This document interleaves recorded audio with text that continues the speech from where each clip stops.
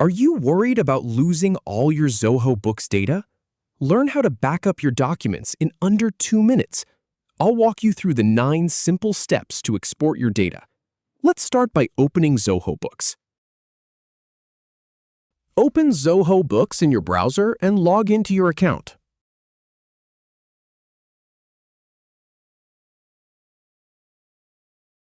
Now, click on the Settings icon in the top right corner.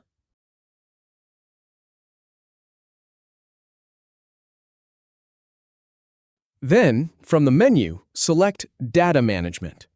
Once you're there, click on Backup Your Data to begin the process.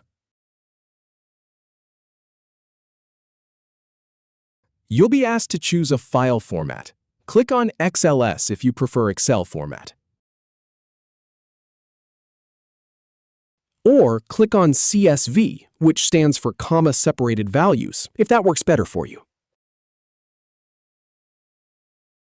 If you want to include sensitive information like bank details, check that box. Then, type your password to confirm your identity.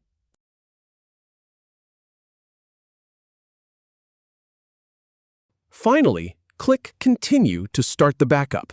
Your data is on its way.